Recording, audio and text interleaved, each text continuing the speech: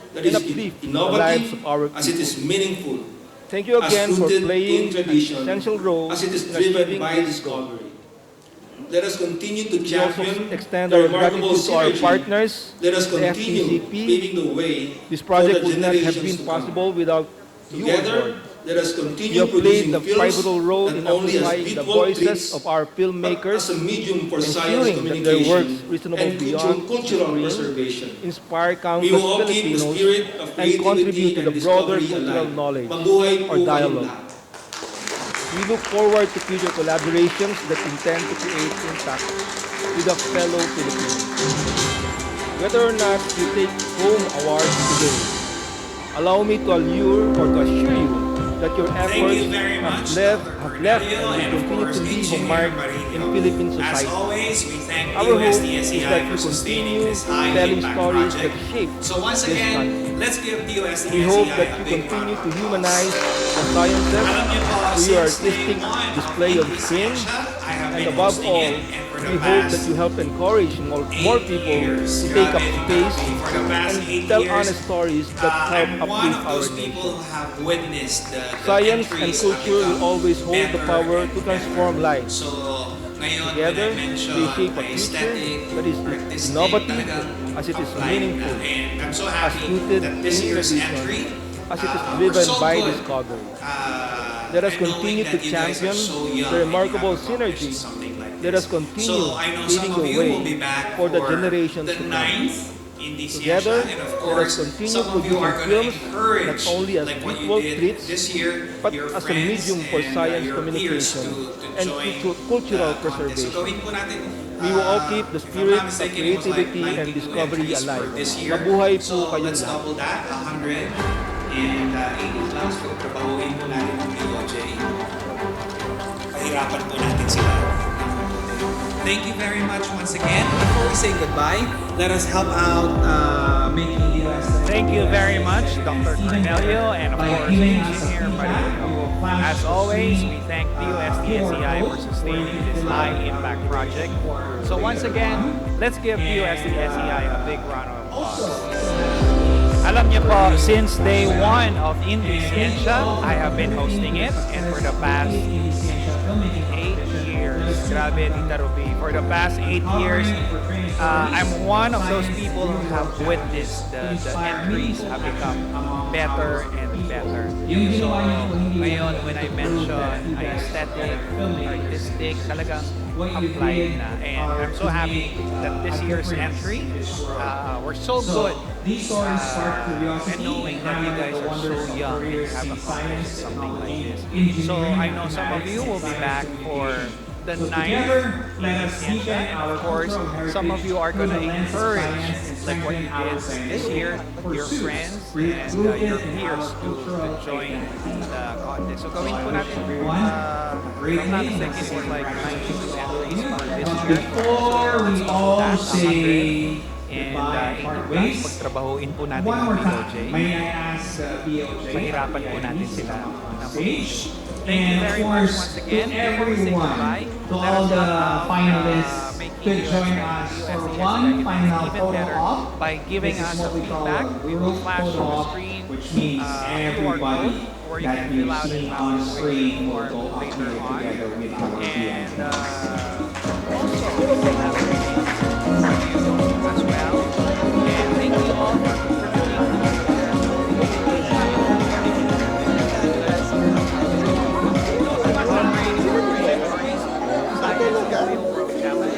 inspire meaningful action among our yung ginawa niyo po hindi lang yun to prove that you guys are better filmmakers and researchers. What you did are to make a difference in this world. So these stories spark curiosity and highlight what are your careers in science technology. So once again, we are inviting the finalists of the youth and open category. So everyone, come up on stage. It will take time, but we're going to be able, we've done this before, we've done this with more people, so we're going to be able to fit you guys on one stage. But before we all say goodbye and part ways, one more time, may I ask the POJ and VIPs to come up on stage? And of course, to everyone, to all the finalists, to join us for one final photo op. This is what we call a group photo op, which means everybody that you've seen on screen. So don't forget to bring your trophies with you.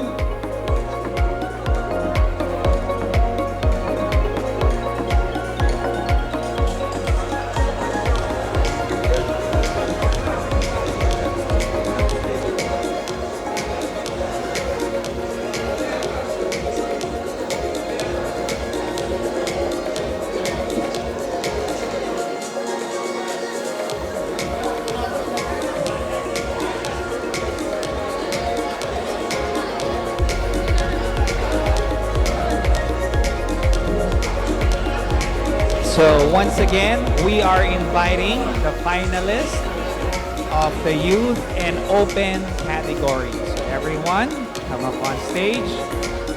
It will take time, but we're going to be able, we've done this before, we've done this with more people, so we're going to be able to fit you guys up on stage.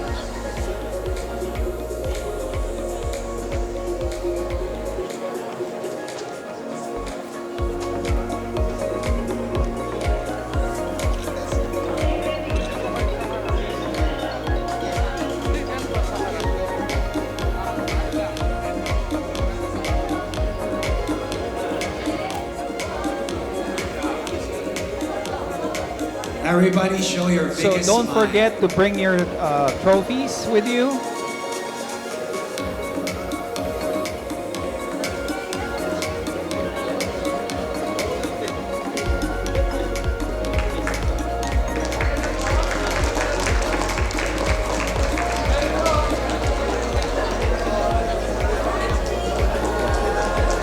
Okay, once again, everyone, thank you very much.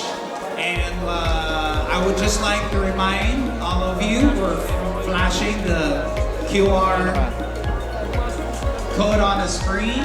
Please take a minute of your time to fill out the form. We would really appreciate it. This is how we make our events better every year.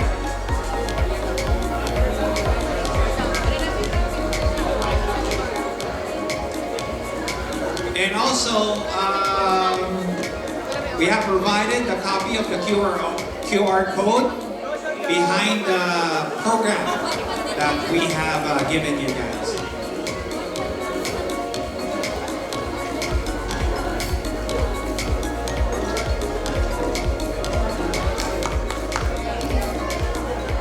So please, once again, QR code. Everybody show We would your really biggest appreciate smile. it. And once again, thank you to everyone who joined. Congratulations. Take care on your way home. Enjoy the rest of the day. Thank you.